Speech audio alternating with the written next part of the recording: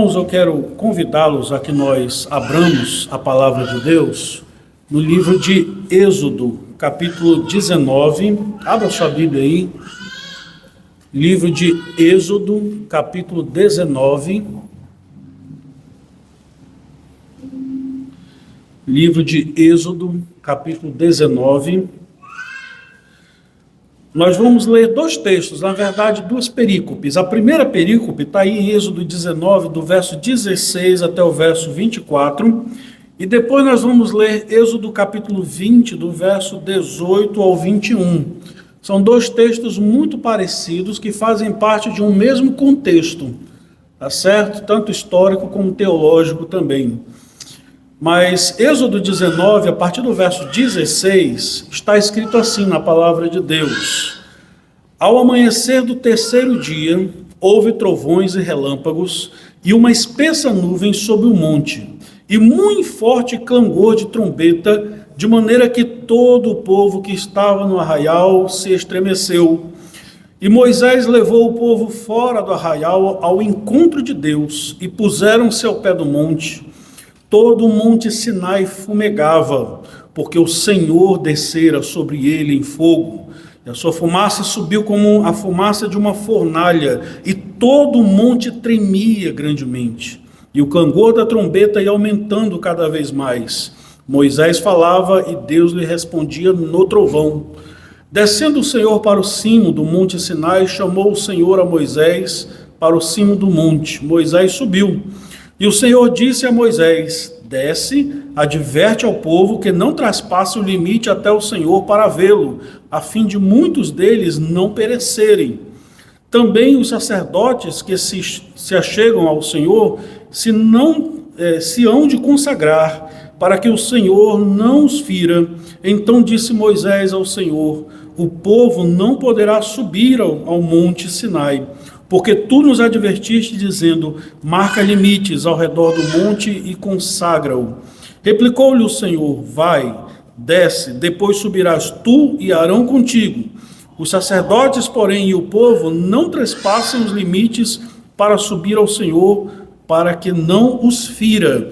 Capítulo 20, agora no verso 18 ao 21, capítulo 20, verso 18 ao 21 diz assim: Todo o povo presenciou os trovões e os relâmpagos, e o clangor da trombeta, e o monte fumegante. E o povo, observando, se estremeceu e ficou de longe. Disseram a Moisés: Fala-nos tu e te ouviremos, porém não fale Deus conosco, para que não morramos. Respondeu Moisés ao povo: Não temais, Deus veio para vos provar, para que o seu temor esteja diante de vós, a fim de que não pequeis. O povo estava de longe em pé, Moisés, porém, se chegou à nuvem escura onde Deus estava. Até aí, meus irmãos, deixe sua Bíblia aberta neste texto, nós vamos orar mais uma vez, e deixe sua Bíblia aberta, pois é nesse texto que nós vamos meditar. Senhor nosso Deus, nosso Pai bendito, gracioso, cheio de misericórdia, nós nos aproximamos da Tua presença, Senhor, com temor e tremor. Nos aproximamos da Tua presença, ó Deus, porque cremos que adoramos a este mesmo Deus que está revelado neste texto da Escritura que acabamos de ler. Por isso, ó Deus, nós te pedimos, dá-nos a compreensão pelo Teu Santo Espírito desta porção da Escritura que acabamos de ler. Precisamos da iluminação do Teu Santo Espírito, ó Deus, para que Te conheçamos mais. E ao Te conhecer, Senhor, nós possamos adorá-lo na beleza da Tua santidade, ó Deus. Por isso, Senhor, nós oramos Te pedindo, desvenda os nossos olhos, para que nós contemplemos as maravilhas da Tua lei, que é a Tua palavra, ó Deus, que a Tua glória resplandeça da Tua palavra, Senhor, e que Tu possas lançar luz sobre as trevas de nossa mente e coração. Assim nós oramos em nome de Jesus. Amém.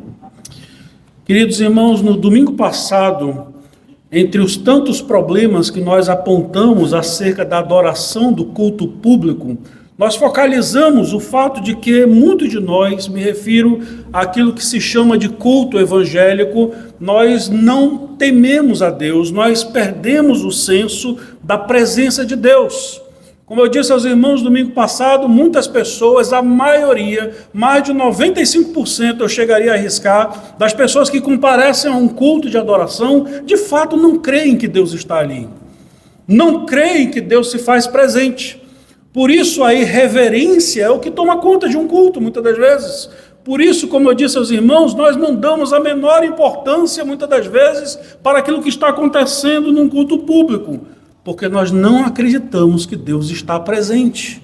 Perdemos o senso da presença de Deus. Ou pior, fazemos muitas das vezes um pequeno Deus, um Deus com D minúsculo, forjado por nossas próprias mãos, que é segundo a nossa imagem e a nossa própria semelhança. Que os irmãos já me viram falar tantas vezes, esse é o Deus evangélico, que nada tem a ver com o Deus do Evangelho. O Deus evangélico é um Papai Noel, é o bom velhinho que está aí para distribuir presentes, e que em consequência disso, em decorrência disso, falta-nos, por não compreendermos esta realidade, o temor a Deus. Se existe algo que a cultura evangélica tem perdido cada vez mais em nossos dias, é o senso do que é temer a Deus. Geralmente, quando se fala de temor a Deus, se fala de palavras tão bonitinhas do tipo, olha, temer a Deus é ter respeito por Ele. Não, meus irmãos, é mais do que isso. Temer a Deus é de fato ter a compreensão da sua presença e estar aterrorizado por sua presença, estar grandemente impactado por sua presença. Isso é tão importante a nós, irmãos, não somente durante o culto público, porque isso vai reverberar em nossa vida, no cotidiano. Pois se nós tememos a Deus de fato, de todo o nosso coração, nós vamos temê-lo não somente num momento como esse de culto, mas devemos temê-lo cada segundo da nossa existência, na compreensão de que estamos na presença do Senhor. É muito interessante esse texto que nós acabamos de ler, porque de fato esse texto ele está inserido no contexto da recém-libertação do povo de Deus no Egito. Nós conhecemos essa história. O povo de Deus passara 400 anos de escravidão no Egito. O Senhor se revelou no Sinai, se revelou a Moisés, chamou a Moisés e a partir dali o Senhor libertou o seu povo após 400 anos de escravidão. E agora Deus os levara até o pé do Monte Sinai para dar os seus mandamentos, para falar a Israel, ao seu povo ali escolhido, recém-liberto, o que o Senhor desejava deles. Capítulo 20 de Êxodo até o capítulo 23 é colocado na teologia como sendo o código da aliança. Chamamos de código da aliança porque, de fato, aqui Deus ele dá os princípios básicos dos seus mandamentos, daquilo que Israel deveria conhecer, para assim entrar em relacionamento com o Senhor Deus. E é interessante que Deus, o primeiro aspecto que ele vai falar da sua vontade é mostrar àquele povo a sua própria natureza. É isso que Deus está fazendo nesse texto aqui que acabamos de ler. O primeiro aspecto que Israel deveria compreender é que o Senhor Deus ele não se parece em absolutamente nada com nenhuma das falsas divindades criadas pelo imaginário humano. Ele não se parece com absolutamente nada do que o homem possa vir a conhecer. Ele não se parece em absolutamente nada com nós, com cada um de nós. Ele não se parece em absolutamente nada com aquilo que o homem vem a criar. Por isso que Deus ele faz esse tratamento de choque ao mostrar a sua presença a Israel, para mostrar-lhes: eu não sou igual a vocês. Eu não me pareço em absolutamente nada igual a vocês. O Pentateuco ele se propõe a mostrar exatamente esse caráter de Deus. Esse caráter de Deus que, como eu disse, nós evangélicos do século XXI perdemos esse senso. Nós nos aproximamos de Deus sem a menor reverência, sem o menor temor, nos esquecendo de quem é este Deus terrível que a Escritura nos mostra. Lá em Levítico capítulo 10, por exemplo, quando Nadab e Abiú se aproximam para adorar a Deus de modo irreverente, Deus mostrou a sua santidade matando-os na sua presença, para mostrar exatamente o que, irmãos? Em primeiro lugar, que Deus não se parece em nada conosco. Em segundo lugar, não sei se você já parou para pensar nisso, talvez muitos aqui nunca pararam para pensar nisso, é muito perigoso aproximar-se de Deus. É perigoso aproximar-se do Senhor. É assim mesmo, é assim que nós compreendemos o que é a santidade de Deus e o temor que devemos ter para com Ele. E essa passagem nos ensina muito a respeito disso, do que era o temor de Deus, o que é o temor que deve estar em nosso coração ao nos aproximarmos da presença do Senhor. Deste Deus que, como eu disse, que nos é apresentado nas Escrituras, mas que não é apresentado pelo Deus dos evangélicos na sua maioria. Pois visto que o Deus da maioria do povo evangélico é um Deus criado segundo a imagem do homem, segundo aquilo que o homem pensa, ou seja, é um ídolo, nada mais é do que um ídolo. Por isso, meus irmãos, eu quero falar a respeito, nessa noite conosco, acerca de como nós devemos aprender o temor do Senhor. Devemos aprender o temor do Senhor. Aliás, toda a Escritura tem por esta finalidade, de nos ensinar o temor do Senhor. Mas é preciso que nós olhemos para um texto como esse para compreendermos o que é o temor do Senhor. Eu quero pensar com os irmãos 4 verdades que esse texto nos ensina sobre o que é o temor do Senhor. Em primeiro lugar, a primeira verdade que esse texto nos ensina é que o temor do Senhor ele começa pela consciência da presença de Deus. O temor do Senhor começa exatamente aí, pela consciência viva e verdadeira da presença de Deus. Nos diz o nosso texto, que na palavra de Deus que nós lemos aí, que o povo ele temeu ao Senhor. Ele temeu ao Senhor. Verso 16, por exemplo, do capítulo 19, diz aí que quando Deus se manifestou, vamos ler novamente aí, verso 16, ao amanhecer do terceiro dia, capítulo 19, verso 16, ao amanhecer do terceiro dia, houve trovões, relâmpagos e uma espessa nuvem sobre o monte e muito forte clangor de trombeta, de maneira que o povo que estava no arraial estremeceu. O povo temeu, e no capítulo 20, no verso 18 e 19, parece que isso fica mais aguçado ainda. Verso 18 e 19 do capítulo 20 diz assim, que todo o povo presenciou os trovões e os relâmpagos e o clangor da trombeta e o monte fumegante, e o povo observando se estremeceu e ficou de longe. Olha o verso 19 como é interessante, irmãos. O que o povo disse aí? Disseram a Moisés: fala-nos tu e te ouviremos, porém não fale Deus conosco para que não morramos. O povo de Deus estava com um senso tão vivo da sua presença, aliás, eles estavam vendo a presença de Deus ali. Nos diz a Escritura que Deus literalmente desceu sobre o monte Sinai.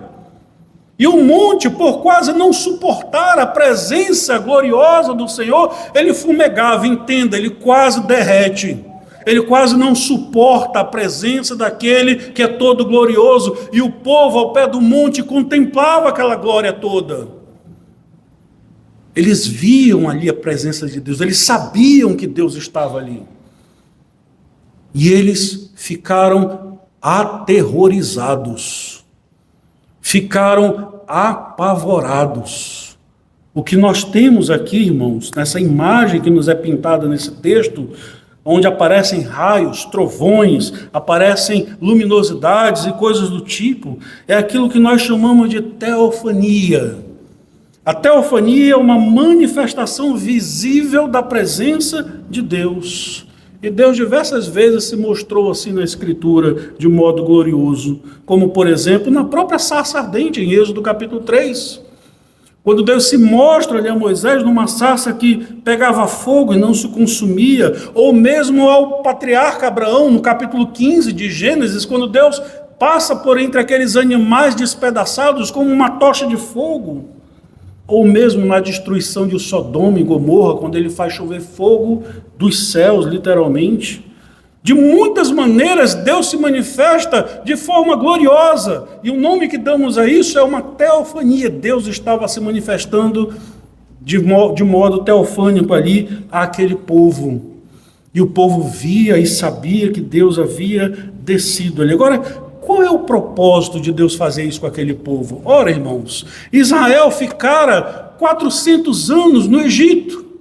Israel ficara 400 anos sem um senso nítido de quem era Deus, de quem era a pessoa de Deus. Talvez muitos dos hebreus que ali estavam ouviam falar dos Deus dos pais, do Deus dos ancestrais. Talvez e certamente Israel conhecia a história dos patriarcas, conhecia a história de Jacó, de Abraão, conhecia a história de Noé, conhecia essas histórias dos patriarcas, mas eles haviam perdido o senso de quem é o Senhor mesmo.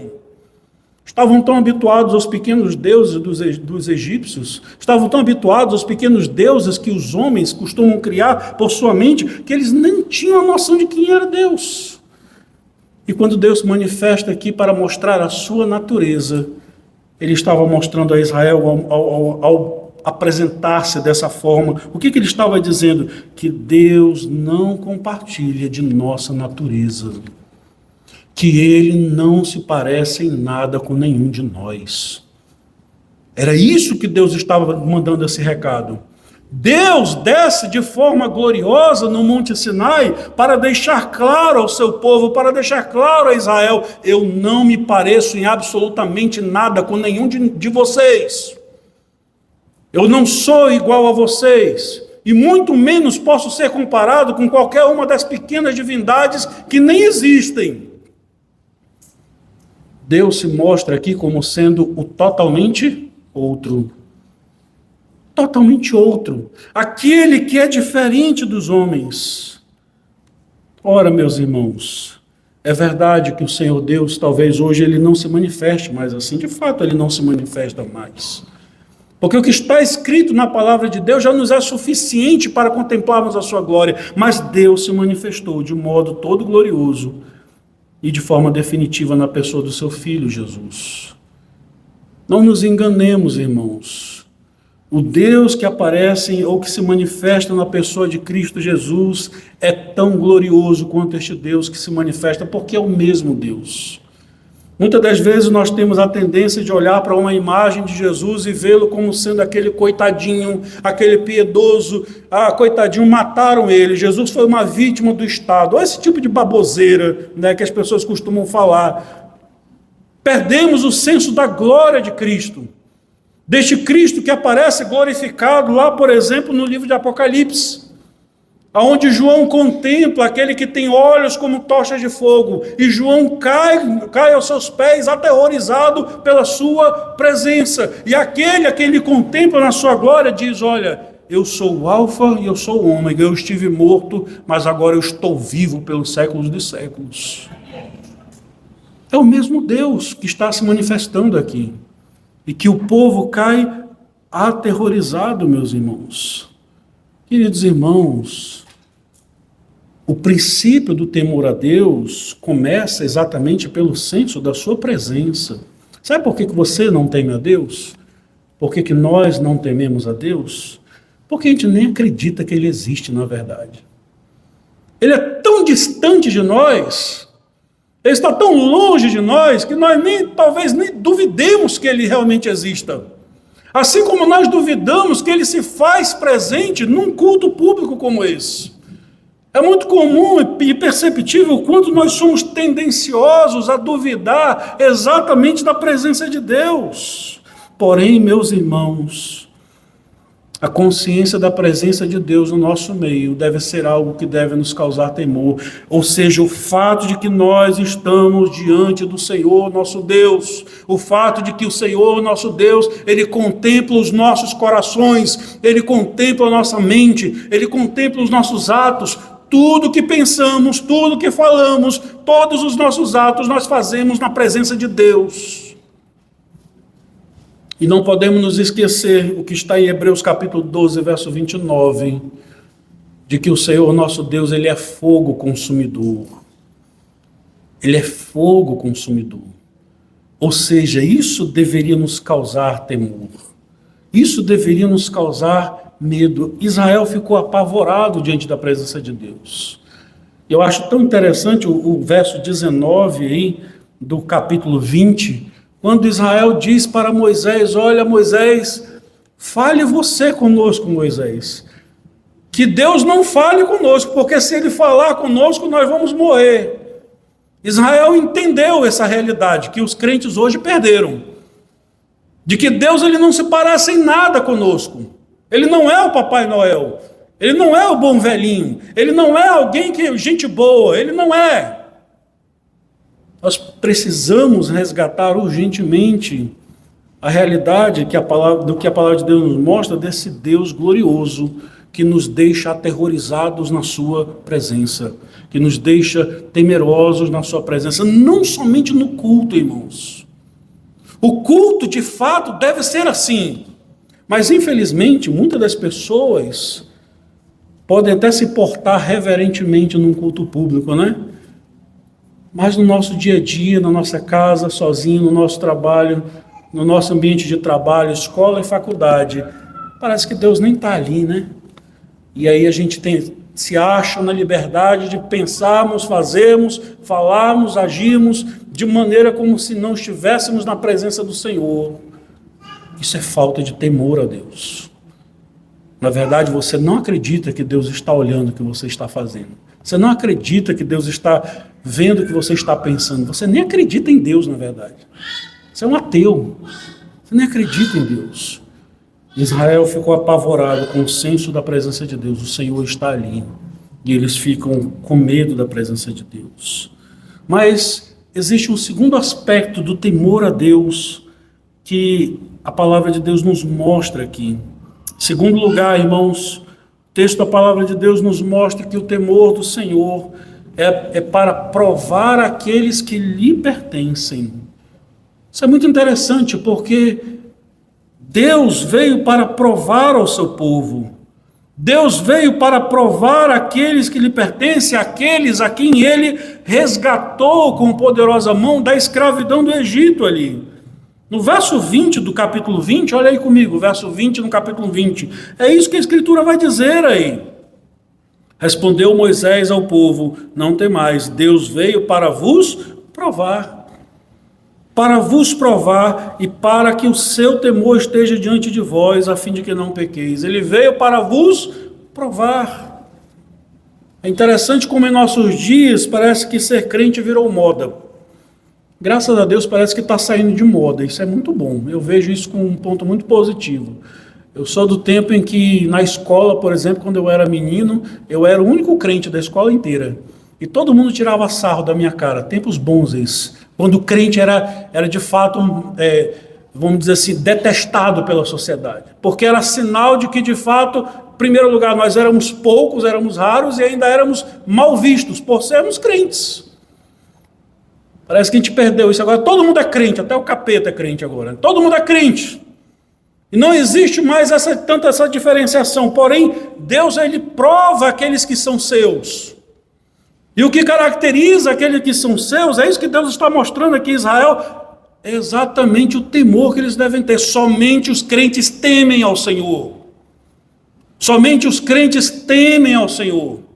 Somente os crentes ficam apavorados com a palavra de Deus. Somente os crentes têm um senso da presença de Deus e de fato temem ao Senhor todos os dias das suas vidas. Deus prova os seus para saber onde é que está o coração deles, e de muitas maneiras. Eu acho interessante que em Deuteronômio 8, queria que você fosse comigo lá, mas não desmarque aí. Em Deuteronômio capítulo 8, Deus fala exatamente isso com o seu povo. Abra lá comigo em Deuteronômio capítulo 8. É um texto que nós conhecemos. Você pode não estar lembrado, mas você vai já lembrar. Deuteronômio, no capítulo 8, por exemplo, do verso 1 ao 6, Deus prova o seu povo por meio das muitas necessidades que o povo experimentou enquanto peregrinou no Egito. Diz aí a palavra de Deus no verso 1 de Deuteronômio 8: cuidareis de cumprir todos os mandamentos que hoje vos ordeno, para que vivais e vos multipliqueis, e entreis e possuais a terra que o Senhor prometeu sob juramento a vossos pais. Recordar-te-ás de todo o caminho pelo qual o Senhor teu Deus te guiou no deserto estes 40 anos, para te humilhar e para o quê? Para te provar, para saber o que estava no teu coração, se guardarias ou não os seus mandamentos. Ele te humilhou e te deixou ter fome, te sustentou com um maná que tu não conhecias, nem teus pais conheciam, para te dar a entender que nem só de pão viverá o homem, mas de tudo que procede da boca do Senhor viverá o homem. Nunca envelheceu a tua veste sobre ti, nem se inchou o teu pé nestes 40 anos. Sabe, pois, no teu coração que como um homem disciplina seu filho, assim te disciplina o Senhor teu Deus. Guarda os mandamentos do Senhor teu Deus, para andares nos seus caminhos, e o temeres. Deus deixou Israel de passar por várias privações, deixou privados de comida, deixou privados de água, os mandou para o deserto para provar o que estava no coração deles. Mas o primeiro tratamento de choque foi lá em Êxodo capítulo 19 e 20. Deus veio até vocês para provar vocês. Para provar vocês. Meus irmãos, não era diferente nos dias do Senhor Jesus. Porque muitos daqueles fariseus, nos dias de Cristo, assim como aquele povo que viu essa imagem aterrorizante, nós conhecemos essa história. Aquele povo viu aquela imagem aterrorizante, ficaram apavorados com a presença de Deus. Deus desce sobre o Monte Sinai. Quando eles saem dali, eles fazem um bezerro de ouro e dizem: está aí Israel, teu Deus que te tirou do Egito. Nos dias do Senhor Jesus não era diferente. Os homens viam os sinais e os milagres que Cristo produzia e fazia, manifestando a glória de Deus, e ao invés de eles quedarem aos pés de Cristo, reconhecendo a sua messianidade, reconhecendo a sua divindade, eles não creram no Senhor. Cristo ressuscitou a Lázaro, que já estava há 4 dias num túmulo, apodrecendo. Cristo tira aquele homem do túmulo, os homens viram isso.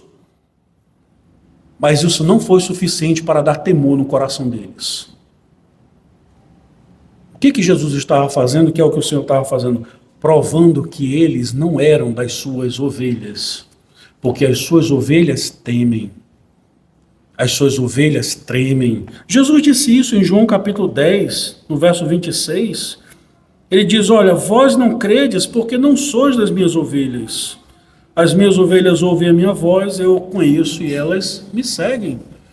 Vocês não creem em mim, nas obras que eu faço, porque vocês não são das minhas ovelhas. Aqueles que pertencem ao Senhor, temem ao Senhor. Aqueles que pertencem ao Senhor, Deus vem para prová-los. E aqueles que de fato pertencem ao Senhor, quedam-se aos pés do Senhor, se rendem ao Senhor em temor e tremor, reconhecendo a sua glória. É verdade que muitos aqui que eram crentes nesse contexto de Êxodo 19 e 20 não partilharam da idolatria depois que Israel fez o bezerro de ouro.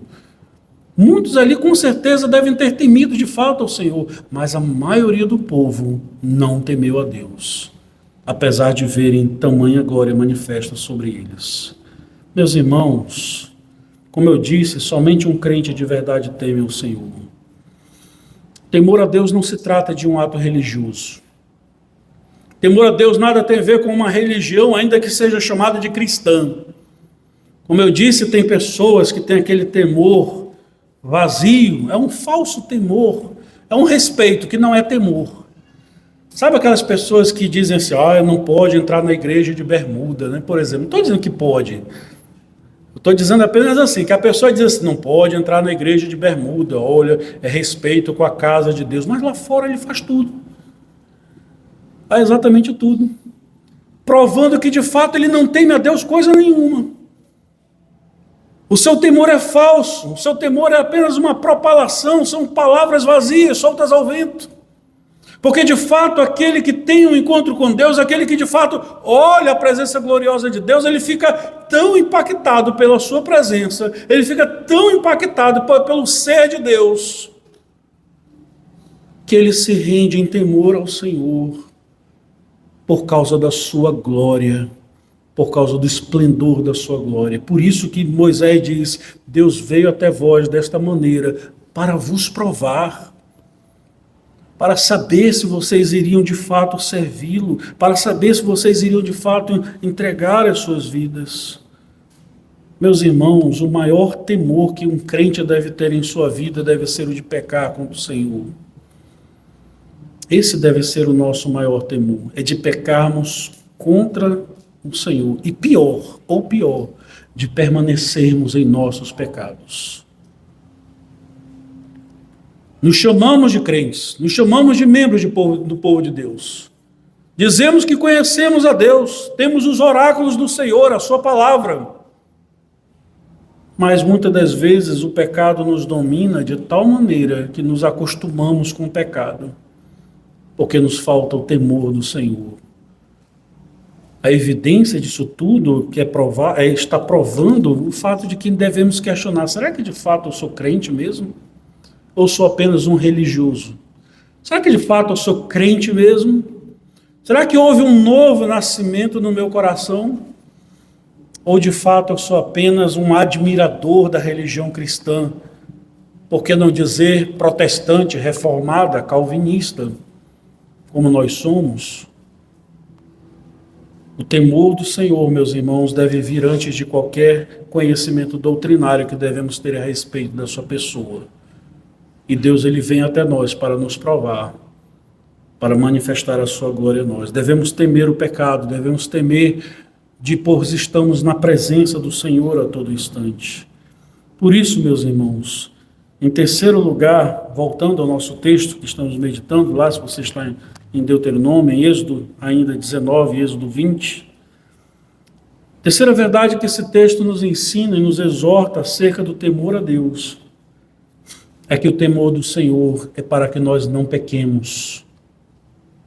O temor do Senhor é para que nós não pequemos. Como eu disse, a maior tragédia que pode existir na vida de um crente consiste em ele se acostumar com o pecado. Consiste em ele acostumar-se com o seu próprio pecado e achar tudo normal. É quando nós temos aquele senso de uma falsa moralidade, olhamos que todos estão errados, menos nós.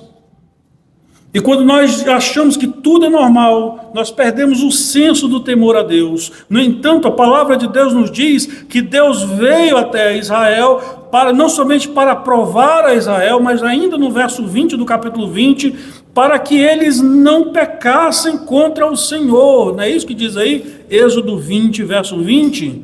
Não temais, Deus veio para vos provar e para que o seu temor esteja diante de vós, a fim de que não pequeis, a fim de que não pequeis. Israel estava apavorado diante da manifestação de Deus ali.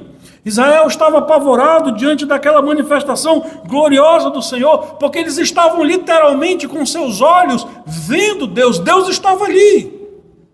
E eles estavam apavorados pela presença de Deus. Deus estava ali.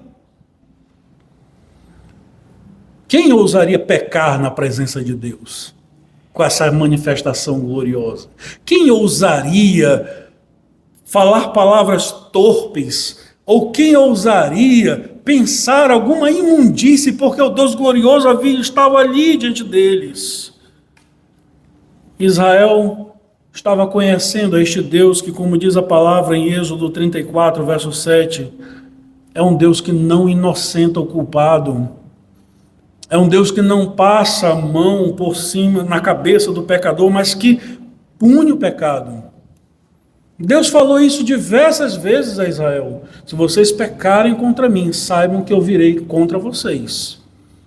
Deuteronômio capítulo 28, a partir do verso 1, por exemplo, ou a partir do verso 15 de Deuteronômio 28, nós encontramos uma lista enorme ali de Deus fazendo verdadeiras ameaças ao seu povo, dizendo: olha, se vocês pecarem contra mim, eu mesmo vou jogar toda sorte de maldição sobre vocês. O temor a Deus, irmãos, é para que nós não pequemos. Como eu disse, nós perdemos o senso deste Deus que é fogo consumidor. Deste Deus que é perigoso aproximar-se dele. Tem que ter muita coragem, ou então tem que ser louco para se aproximar de Deus. Israel entendeu isso ali no pé do Monte Sinai. Ao ponto de dizer para Moisés: Moisés, fale você conosco, não fale o Senhor conosco, porque se ele falar com a gente vai morrer. Nós vamos morrer. nós perdemos esse senso dessa presença gloriosa de Deus e perdemos o senso de que o Senhor nosso Deus, por ser fogo consumidor, ele continua punindo o pecador. Não adianta nós virmos com aquele papo tão infantilizado de uma teologia barata que costuma dizer, Deus odeia o pecado, mas ele ama o pecador. Já ouviram essa frase clássica, né? Deus odeia o pecado, mas ele ama o pecador. Meus irmãos, Deus odeia ambos. Afinal de contas, não é o pecado que vai para o inferno, é o homem que vai para o inferno. Nós não podemos esquecer o senso de que este Deus que é fogo consumidor nos é apresentado por Cristo Jesus como aquele que lança o homem no inferno. Será que essa não é uma ameaça suficiente para que nós temamos a Deus? Deus nos ameaça sim. O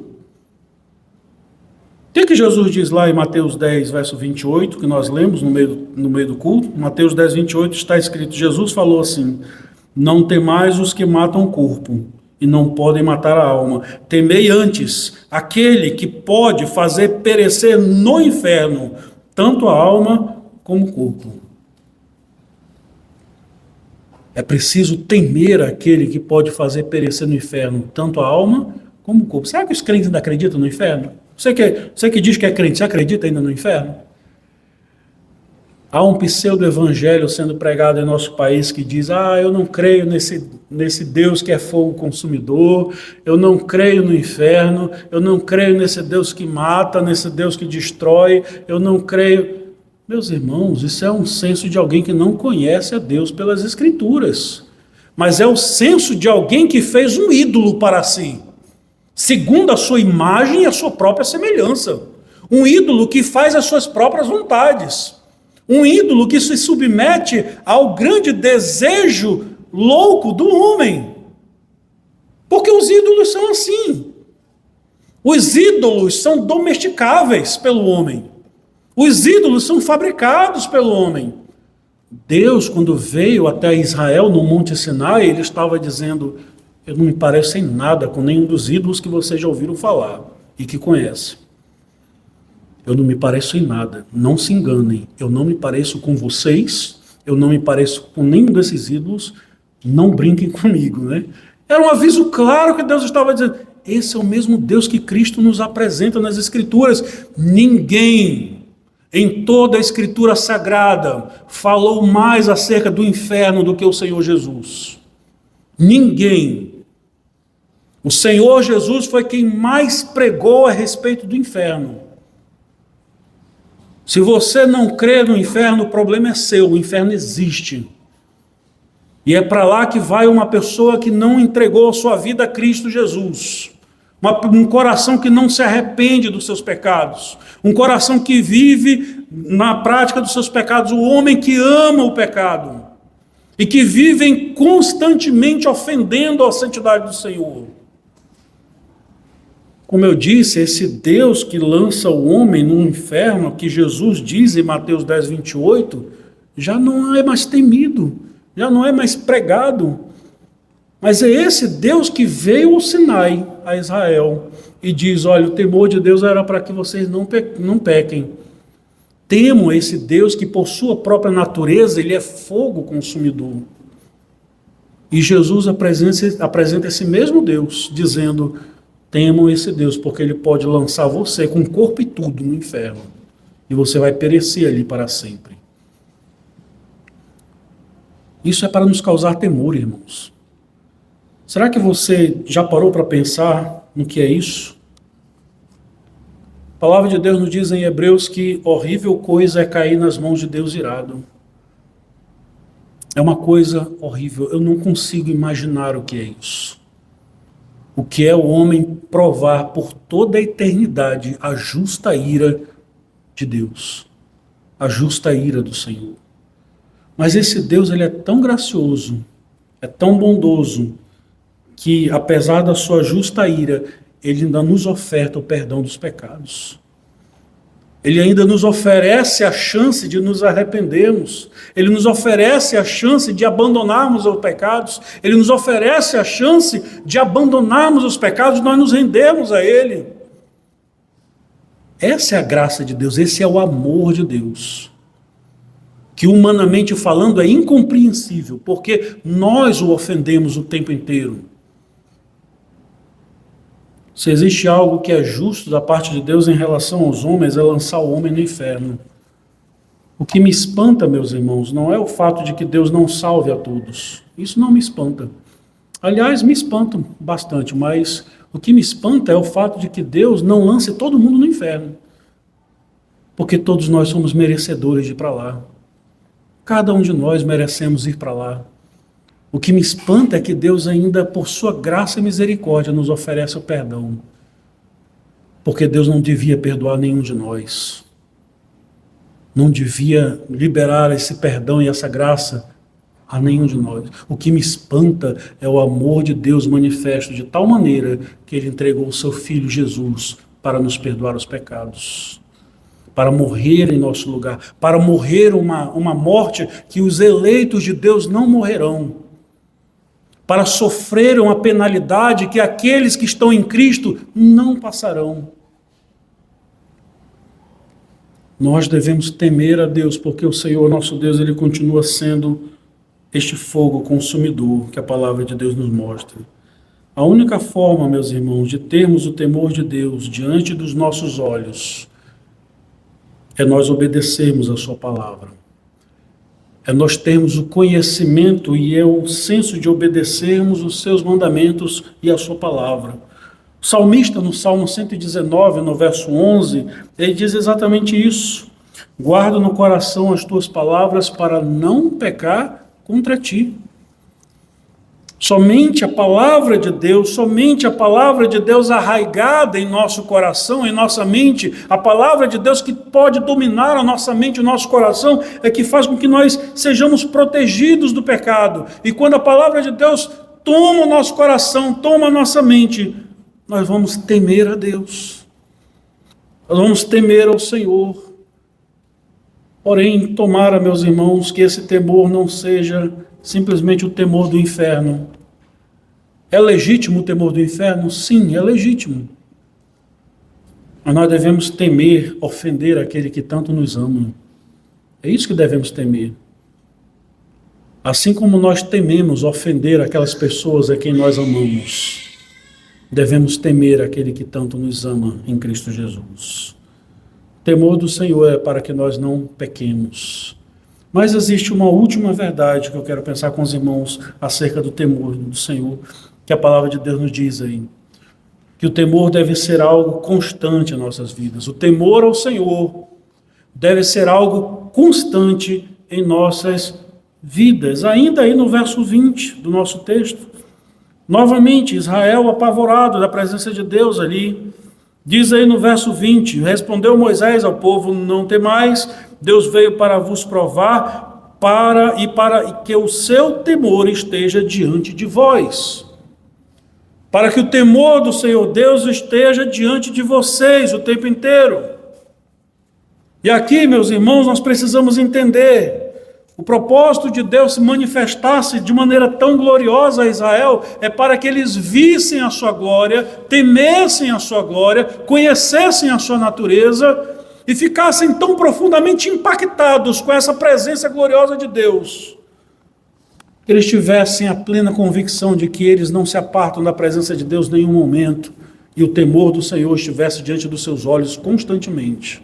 Ainda que Deus não se manifeste de maneira tão gloriosa, ao conhecermos a natureza do Senhor, nós vamos temê-lo de fato, constantemente em nossas vidas. A todo instante nós o temeremos. É interessante, irmãos, porque temor a Deus, ele tem a ver com o senso de saber de que nós estamos sempre na presença de Deus, como eu disse. E o salmista afirma isso claramente no Salmo 139, por exemplo, nos versos 1 a 12. Nós conhecemos este salmo. Se eu faço minha cama no mais profundo abismo, lá tu estás. Se eu vou para tal lugar, se eu tomo as asas da alvorada, tu estás lá também. O tempo inteiro. Se eu subo ao monte, se eu vou ao mar, se eu vou, Deus está o tempo inteiro comigo, de tal maneira que eu devo temê-lo, porque da presença de Deus eu não posso fugir. Ou como diz Provérbios capítulo 15, verso 3, os olhos do Senhor estão em todo lugar, contemplando os maus e os bons, o tempo inteiro. Isso já é motivo para temer a Deus constantemente, porque o temor do Senhor deve ser algo presente em nossas vidas o tempo inteiro. Mas quando eu estou em casa, sozinho, quando ninguém está vendo, aí eu posso pecar secretamente, que ninguém está vendo mesmo.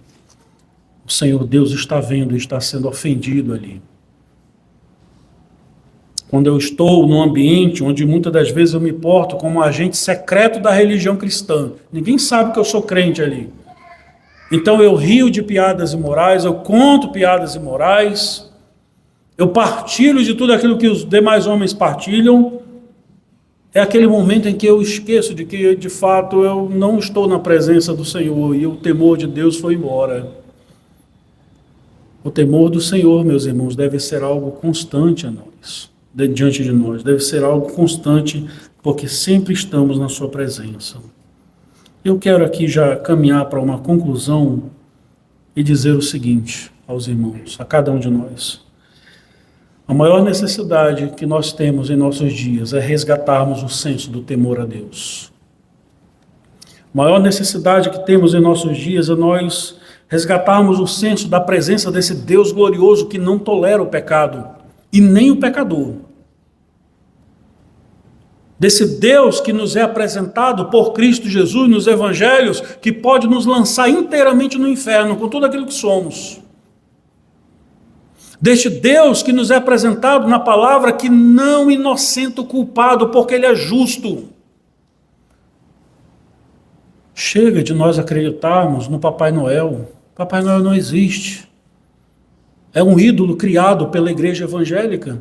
É aquele Deus que só abençoa, que só fala de bênção. Esse Deus, isso é uma divindade. Isso é um ídolo, esse Deus não existe. Não estou dizendo com isso que Deus não nos abençoa. Deus nos abençoa e Ele tem prazer de nos abençoar. Mas Ele quer ver homens e mulheres tementes ao seu santo nome. Homens e mulheres que tremem da sua palavra. Que leem as Escrituras e quando vem uma promessa de Deus ou uma ameaça de Deus, quedam-se aterrorizados por aquilo que está na palavra de Deus. Me vem na memória agora aqui o rei Ezequias, né? Ou melhor, o rei Josias, que promove uma grande reforma no meio do povo de Deus. E quando alguém lê a Escritura diante do rei, ele fica apavorado e diz: o nosso pecado é grande diante do Senhor. Bastou alguém ler a Escritura para ele. E ele viu todas as ameaças de Deus na sua palavra. Ele temeu ao Senhor. E ele ficou apavorado na presença do Senhor. É assim que um crente age quando ele lê a palavra. A palavra de Deus diz que o Senhor olha para estes que tremem da sua palavra. Temamos ao Senhor, queridos. Tema ao Senhor, querido. Não se engane. Não se engane, o inferno ele existe. O inferno ele existe. E essas palavras não são minhas, mas se não me falha a memória, do reverendo Hernandes Lopes. O inferno ele existe, ele se encontra no fim de uma vida sem Cristo. É a pura verdade. Só Cristo pode nos livrar da ira de Deus. Só Cristo pode nos livrar de sermos lançados no inferno. Só Cristo pode de fato nos tornar aceitáveis na presença de Deus. E é em Cristo que nós vamos encontrar a fonte do temor a Deus. Porque ninguém temeu mais ao Senhor do que o seu próprio Filho Jesus. Ninguém temeu mais ao Senhor do que o seu Filho Jesus. É com Cristo que vamos aprender a temer ao Senhor. É em Cristo que nós vamos temer ao Senhor. Amém? Temamos ao Senhor, irmãos, porque esse é o desejo de Deus para nossas vidas. Vamos orar?